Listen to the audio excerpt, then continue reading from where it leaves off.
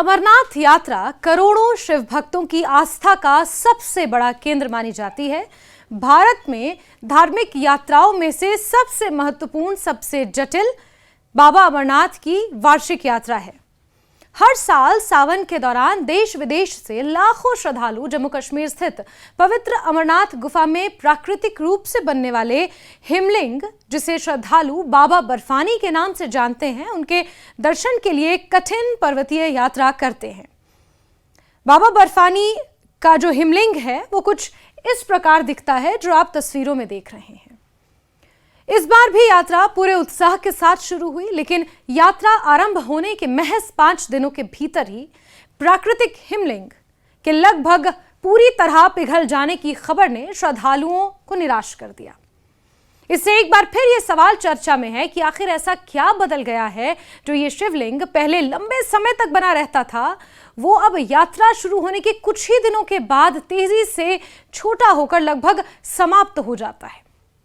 वैज्ञानिकों और पर्यावरण विशेषज्ञों का यह मानना है कि इसके पीछे कई प्राकृतिक और मानवीय कारण एक साथ काम कर रहे हैं, जिनमें जलवायु परिवर्तन यानी कि क्लाइमेट चेंज, बढ़ता तापमान, कम बर्फबारी और हिमालयी पारिस्थितिकी तंत्र पर बढ़ता दबाव प्रमुख है। इस साल अमरनाथ यात्रा 3 जुलाई से शुरू हुई। यात्रा शुरू होने के शुरुआती दिनों में श्रद्धालुओं का उत्साह पहले जैसा ही दिखाई दिया। कुछ ही दिनों में बड़ी संख्या में श्रद्धालु पवित्र गुफा तक पहुंच भी गए और जो जानकारियां मिल रही हैं उसके अनुसार यात्रा शुरू होने के शुरुआती 4 दिनों में 85,000 से अधिक श्रद्धालु बाबा बर्फानी के दर्शन कर भी चुके हैं। इस बार 4 लाख से ज्यादा श्रद्धालुओं ने यात्रा के लिए पंजीकरण भी कराया है, लेकिन इस शिवलिंग के तेजी से पिघलने के कारण बड़ी संख्या में बाद में पहुंचने वाले श्रद्धालुओं को पहले जैसी विशाल प्राकृतिक आकृति के दर्शन नहीं हो सके। ये बताया गया कि 23 मई को शिवलिंग की ऊंचाई लगभग 7 फीट और चौड़ाई करीब 2.5 फीट थी। 29 जून तक इसका आकार 5 फीट से अधिक था, जबकि यात्रा शुरू होने तक ये लगभग 4.5 फीट रह गया। इसके बाद केवल 5 दिनों के भीतर इसका अधिकांश हिस्सा पिघल गया। अमरनाथ गुफा में बनने वाला शिवलिंग पूरी तरह प्राकृतिक प्रक्रिया का परिणाम है। गुफा की छत से लगातार टपकने वाली पानी की बूंदें बेहद कम तापमान में जमती जाती हैं और धीरे धीरे बर्फ का एक स्तंभ बन जाता है। यह प्रक्रिया किसी कृत्रिम निर्माण से नहीं बल्कि स्थानीय तापमान, नमी, पानी के प्रवाह और गुफा के भीतर मौजूद सूक्ष्म जलवायु पर निर्भर करती है। यदि तापमान लंबे समय तक 0 या उससे नीचे बना रहे और पानी की बूंदें नियंत्रित गति से गिरती रहें तो शिवलिंग धीरे धीरे आकार ग्रहण कर लेता है। लेकिन जैसे ही तापमान बढ़ता है या वातावरण में कुछ बदलाव आता है, बर्फ का पिघलना भी और ज्यादा तेज हो जाता है।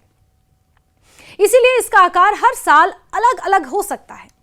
एक्सपर्ट्स का यह भी मानना है कि पिछले कुछ वर्षों में हिमालयी क्षेत्रों में तापमान लगातार बढ़ रहा है। ग्लोबल वार्मिंग के कारण बर्फबारी का स्वरूप बदल रहा है और कई स्थानों पर औसत तापमान पहले की तुलना में अधिक दर्ज किया जा रहा है। भले जम्मू कश्मीर में बारिश का सिलसिला जारी हो, लेकिन तापमान अभी भी उस तरह का नहीं है जितना होना चाहिए। यानी तापमान अभी भी 28, 26, 24 बना हुआ है। जब तापमान सामान्य से अधिक रहता है तो प्राकृतिक बर्फ लंबे समय तक टिक नहीं पाती और यही वजह है कि अमरनाथ गुफा के भीतर बनने वाला यह शिवलिंग भी कंपैरेटिवली तेजी से पिघलने लगा है। पिछले 3 वर्षों के दौरान भी ऐसा देखा गया कि यात्रा शुरू होने के 1 सप्ताह के भीतर शिवलिंग का आकार तेजी से घट गया। क्लाइमेट चेंज को इस स्थिति का सबसे बड़ा कारण माना जा रहा है। वैज्ञानिकों का कहना है कि वैश्विक तापमान में लगातार हो रही वृद्धि का असर हिमालय पर अन्य क्षेत्रों की तुलना में सबसे ज्यादा दिखाई दे रहा है। यानी क्लाइमेट चेंज का असर अगर आपको देखना है तो आप इन हिमालयी राज्यों में जाइए, जम्मू कश्मीर जाइए, हिमाचल जाइए, उत्तराखंड जाइए। यहां पर जो मौसम का पैटर्न बदला है उससे आपको समझ में आएगा कि जलवायु परिवर्तन यानी कि क्लाइमेट चेंज आखिर हो कैसे रहा है, अगर इसका प्रमाण आपको देखना है। हिमालय को अक्सर 3rd पोल यानी पृथ्वी का तीसरा ध्रुव कहा जाता है, क्योंकि यहां बड़ी मात्रा में बर्फ और हिमनद मौजूद हैं, यानी कि ग्लेशियर्स मौजूद हैं। लेकिन हाल ही के वर्षों में ग्लेशियरों के सिकुड़ने, बर्फबारी के पैटर्न्स में बदलाव और गर्म दिनों की संख्या बढ़ने जैसी घटनाएं लगातार दर्ज की गई हैं। इसका प्रभाव केवल अमरनाथ शिवलिंग तक सीमित नहीं है, बल्कि पूरे हिमालयी पारिस्थितिकी तंत्र पर भी दिखाई दे रहा है। कम बर्फबारी भी एक महत्वपूर्ण कारण मानी जा रही है। पहले सर्दियों में भारी बर्फबारी होने से गुफा और आसपास का क्षेत्र लंबे समय तक बहुत ज्यादा ठंडा बना रहता था। इससे शिवलिंग को बनने और लंबे समय तक सुरक्षित रहने के लिए अनुकूल वातावरण मिलता था। लेकिन यदि सर्दियों में बर्फ कम गिरे या जल्दी पिघल जाए तो गुफा के भीतर का तापमान भी कंपैरेटिवली ज्यादा होता है, जिससे शिवलिंग का जीवन काल कम हो सकता है। यानी कि पहले अगर ये शिवलिंग पूरे 2 महीने टिकता था सर्दियों के मौसम में या बनने के बाद, अब वो शिवलिंग कुछ ही दिनों में पिघल रहा है। पर्यावरण विशेषज्ञ ये भी मानते हैं कि बढ़ती मानवीय गतिविधियों का भी स्थानीय पर्यावरण पर कुछ प्रभाव पड़ सकता है। अमरनाथ यात्रा में हर साल लाखों श्रद्धालु शामिल होते हैं। यात्रा के दौरान सुरक्षा बल, प्रशासनिक कर्मचारी, स्वयंसेवक और अन्य व्यवस्थाओं के कारण भी क्षेत्र में मानव गतिविधियां काफी बढ़ जाती हैं। हालांकि अब ऐसा कोई निर्णायक वैज्ञानिक प्रमाण नहीं है जो यह साबित करे कि केवल श्रद्धालुओं की उपस्थिति से ही शिवलिंग तेजी से पिघलता है। लेकिन विशेषज्ञों का कहना है कि किसी भी संवेदनशील हिमालयी क्षेत्र में बढ़ता मानवीय दबाव स्थानीय पारिस्थितिकी तंत्र को प्रभावित कर सकता है।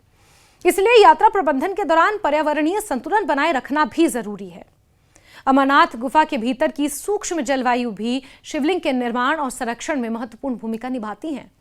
गुफा के अंदर हवा का प्रवाह, नमी का स्तर, बाहर और भीतर के तापमान का अंतर और पानी की बूंदों की मात्रा जैसे कई कारक मिलकर यह तय करते हैं कि शिवलिंग कितना बड़ा बनेगा, कितने समय तक सुरक्षित रहेगा।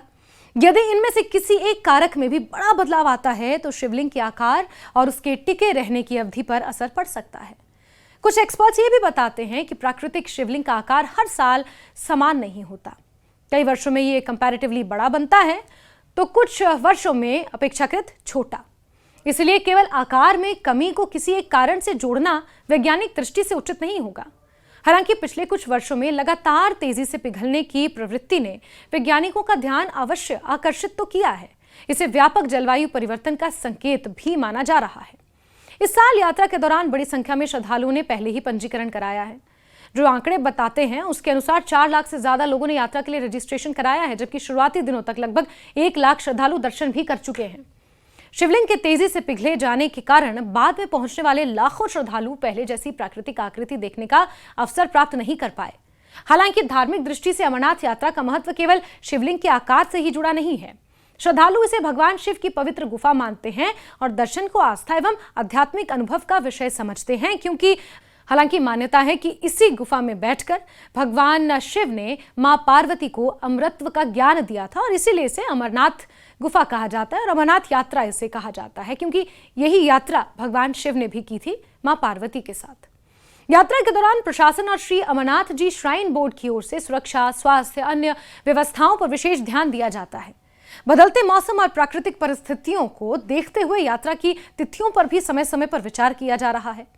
मीडिया रिपोर्ट्स के अनुसार भविष्य में यात्रा की शुरुआत अपेक्षाकृत पहले कराने के विकल्प पर भी विचार किया जा सकता है, ताकि श्रद्धालुओं को शिवलिंग के बड़े स्वरूप के दर्शन और ज्यादा मिल सकें। हालांकि इस संबंध में अंतिम निर्णय संबंधित प्राधिकरण द्वारा मौसम, सुरक्षा और अन्य प्रशासनिक पहलुओं का आकलन करने के बाद ही लिया जाता है। पर्यावरण वैज्ञानिकों का कहना है कि हिमालय जैसे संवेदनशील क्षेत्रों की सुरक्षा अब केवल स्थानीय नहीं बल्कि वैश्विक चिंता का विषय है। यदि जलवायु परिवर्तन की गति इसी तरह बनी रहे तो भविष्य में हिमनदों यानी कि ग्लेशियर्स, बर्फबारी और प्राकृतिक हिम संरचनाओं पर इसका प्रभाव और ज्यादा स्पष्ट दिखाई दे सकता है। इसलिए कार्बन उत्सर्जन में कमी, पर्यावरण संरक्षण, वनों का संरक्षण और हिमालयी क्षेत्रों में टिकाऊ विकास की नीतियों को बढ़ावा देना जरूरी माना जा रहा है। अमरनाथ का प्राकृतिक हिमलिंग केवल धार्मिक आस्था का प्रतीक नहीं है, बल्कि प्रकृति और पर्यावरण के बीच संतुलन का भी एक महत्वपूर्ण संकेतक है। इसका समय से पहले पिघलना श्रद्धालुओं के लिए भावनात्मक विषय हो सकता है, वहीं वैज्ञानिकों के लिए यह बदलती जलवायु का अध्ययन करने का महत्वपूर्ण संकेत है। एक्सपर्ट्स इस बात पर जोर देते हैं कि इस विषय को केवल धार्मिक या भावनात्मक दृष्टिकोण से नहीं बल्कि वैज्ञानिक और पर्यावरणीय दृष्टिकोण से भी समझने की जरूरत है। फिलहाल यह स्पष्ट है कि प्राकृतिक शिवलिंग के तेजी से पिघले जाने के पीछे कोई एक कारण नहीं है। बढ़ता तापमान, जलवायु परिवर्तन, कम बर्फबारी, गुफा की सूक्ष्म जलवायु में बदलाव और हिमालयी पर्यावरण पर बढ़ता दबाव जैसे कई कारक मिलकर इस स्थिति को प्रभावित कर रहे हैं। आने वाले वर्षों में इन कारणों पर वैज्ञानिक अध्ययन और पर्यावरण संरक्षण के प्रभावी उपाय ही इस अनूठी प्राकृतिक धरोहर को बेहतर ढंग से समझने और संरक्षित करने में मददगार साबित हो सकते हैं।